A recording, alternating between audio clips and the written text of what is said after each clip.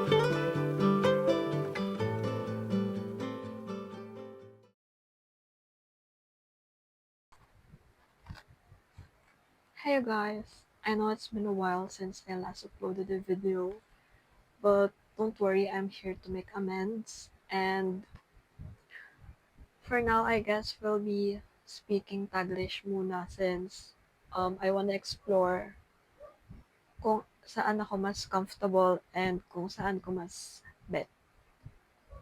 And so, I can give you guys the best videos. Yeah. So, for the past days that I've been gone, I actually went sa book club event wherein anniversary kasi ng book club nila and they decided to celebrate it by inviting a lot of people on Bookstagram, and I was one of the lucky people to register on time. And so yeah, I went there alone Sorry for emphasizing the word alone. Pero kasi, sobrang hirap lang for me na umalis mag-isa kasi hindi ako sanay sa outside world. Hindi ako sanay mag-isa sa labas kasi, I don't know, I've always been a home person. Home person. So, big achievement na yun for me to be able to attend that kind of event alone. And sa place pa na unfamiliar ako. So, cheers to me. So yun, I want to share to you guys yung mga the things that I got from that book club session. It's actually in my bag pa kasi wala akong paglalagyan. I actually don't remember how many people attended that event pero parang mga nasa 30 plus, 35, something like that.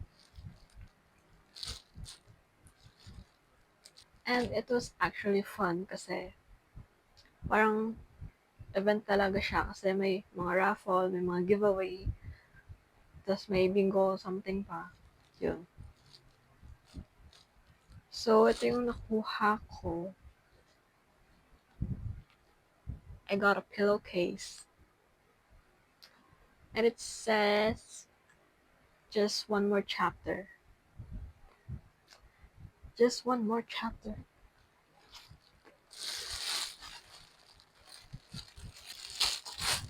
And then I also got an eco bag. A tote bag, sorry. Eco bag. It said, my weekend is fully booked. Well, true. And I also got coasters. May your coffee be strong. How would I know? I don't drink coffee. And then I also got this. I forgot what this is called, pero ito yung nilalagay sa gilid ng book para hindi magusot or magtupi. Yeah. And then I also got a pin. Yeah, whatever. And then tons of stickers. Kasi marami pang sobra nung tapos na yung event. Kaya pinamigay na lang nila. Kahit kailan. I got this many. Ilalagay ko na lang sila sa journal ko para kahit pa paano magamit ko. And I also got a bookmark. And since sinabi ko kanina na may raffle doon, medyo na-realize ko na sobrang malas ko. Kasi karamihan ng mga ni-raffle nila doon is books. Tapos merong headphones, ganon. Tapos book nook. Basta iba-iba. Pero karamihan kasi, puro books talaga. And then, we were given a scratch card. Tapos, kung ano yung number mo doon, ayun yung makukuha mo doon sa corresponding number na ng mga price nila. So, guess what I got? Of all the books and headphones na nandun, ito yung nakuha ko. Strawberry keychain. And tuwang-tuwa pa ako noon kasi 22 yung number. Favorite ko pa naman 22. And I got a strawberry keychain. But it's fine. Medyo tinanggap ko na lang talaga na malas ako sa mga ganun. And pati sa mga giveaway. Kasi never talaga ako napipili sa mga ganun. Kahit ilang beses ako sumali. I'm actually not sure on where I last left off with my previous video about the books that I've read and my TBR. So I'm just gonna share with you guys the books that I've read last June. Dalawa lang nabasa ko nung June kasi I don't know, maybe I feel like I'm kinda in a slump. So yung isa sa nabasa ko is YA, and it's actually the first YA that I've read since a friend recommended it to me, and I tried it. It's called If You Could See the Sun by Anne Liang. And actually, it's not bad kasi it's about a girl na nasa elite school and she kinda feels invisible sa school nila. And then, parang may magical realism dito din. Kasi, naging invisible siya. Like, literal. So, yun. Okay naman siya as a cleanser if puro classics or literary fiction yung binabasa niyo. So, it worked for me. And then, yung isa ko pang nabasa is The Bell Jar by Sylvia Plath. This book, I've been wanting this book for so long na. And, hindi ko lang siya mabili-bili kasi ang mahal niya sa fully book, like 700. Eh, gusto ko ng bagong book. Ayoko ng second hand ng The Bell Jar, kaya yun, tinis-taste ko ng matagal. Last year pa ata. Then, pinahiram sa akin ng friend ko kasi bumili siya nun. Kaya ako muna nagbasa. So, yung Bell Jar kasi, about just a girl na nagsastruggle mentally. Kasi, yung protagonist dito, detached siya sa reality and she's feeling lost. Kaya, it just revolves around her mental illness. I just knew this recently. And recently ko lang to nalaman. Yung bell jar, metaphor pala siya ng mental state ni Esther, which is yung protagonist, na feeling na trapped siya, distorted, and like she feels unable to breathe in the real world. So yeah, ang cool lang. Honestly, when I was reading the first parts, I feel kinda bored and I was struggling to continue with it, but I gave it a chance. So medyo nagustuhan ko rin siya. But maybe it wasn't what I was expecting. But yeah, you should always expect the unexpected. And now I'm gonna share with you guys the book that I'm currently reading. It's The Wasp Factory by Ian Banks.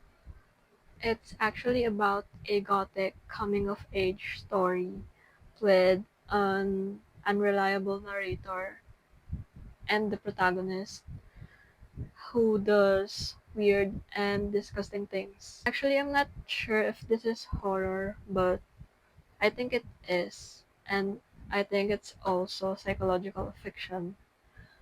And I'm actually not too far off since I just started this and I keep on abandoning it. But now I'm determined to finish it since I grew interested on the plot. So yeah. So after that, I plan on continuing reading this one, Joan Didion's The Year of Magical Thinking. Actually, ang dami kong pinagsasabay-sabay na libro. Talaga, kasi nakadepende talaga sa mood ko yung gusto kong basahin. Like, kaya tumigil na ako maggawa ng mga hopefuls every month kasi hindi ko rin naman siya nasusunod and it's a waste of time. So just pick what you want. So yeah, now I have like 4 books I'm currently reading and I haven't finished anything. And yeah, I want to share with you guys the books I have bought recently. So ito, nabili ko siya sa Mitsukoshi Mall last week. I don't know, I'm not sure. It's I Who Have Never Known Men by Jacqueline Hartman. I honestly don't know what this is about, but they said it's good, and my favorite YouTuber said it's good, so I trust her. And actually, ang mahal niya, and matagal ako nag-contemplate on whether to buy it or not, so this better be good. And I also bought 3 books on Amazon. Well, it's actually my first time buying on Amazon. And I got Stefan Zweig. Feeling ko kasi hindi siya for sale dito sa Philippines. Not not feeling. Like, wala siya dito sa Philippines. Kaya, ang hirap niyang hagilapin. So, this is the first book, The Post Office Girl by Stefan Zweig. Actually, I don't know what this is about as well. Pero, may nabasa ako somewhere na it's about a girl who got a taste of a rich life. So, yeah. And then, I got another Stefan Zweig. It's Beware of Pity. Ito, hindi ko talaga alam kung about saan to. Pero, let's see. And then, I got one Elizabeth Taylor entitled Angel. Ito rin, di ko alam kung about saan. Pero malalaman naman natin yan pag sinimulan na natin. The reason why I don't know anything about the books that I'm buying is because I refuse to be spoiled by the synopsis. Yun. Gusto ko kasi nasusurprise ako, ganun. Like, yung wala akong idea kung about saan siya. And kung mapanood ko man siya sa social media, I tend to forget easily naman din. So, it's fine. And what I like about these books, you guys, is that it's NYRB. I love their covers lang kasi look at that naman, oh. It's so pretty and Pinterest worthy. I'm actually excited to read these, but I think papatagalin ko muna siya since kakabili ko lang. Along with I Have Never Known Men. Para naman I can get my money's worth kahit papano. That will be all for my July reads. And hopefully my hopefuls too. I actually forgot to include this one on the 4 books that I'm currently reading. It's A Room with a View. And I know it's been like 2 months since I started this one and hanggang ngayon di ko pa rin siya tapos. Pero kasi yung mood ko guys, ang hirap magtapos ng libro pag pabago-bago yung mood mo. Pero I'm already 96 pages in and hopefully I can finish this before July ends. So yeah, story is actually getting interesting naman. So I think I can finish this before July. And the other one of my 4 currently reading list is In Cold Blood by Truman Capote. I know, sinimulan ko to nung January. Like, literal, January 1. And hanggang ngayon, di ko pa rin siya natatapos kasi inabandon ako na siya. And nag-stop ako sa, hold on, page 41. I mean, it's not like the story is bad. Actually, it's kind of interesting na. Hopefully, I can continue reading it as well. So yeah. Oh yes, if you guys wanna recommend me some books to read, I would be honored and grateful to read them on the comment section below. So yeah, that will be it, I guess.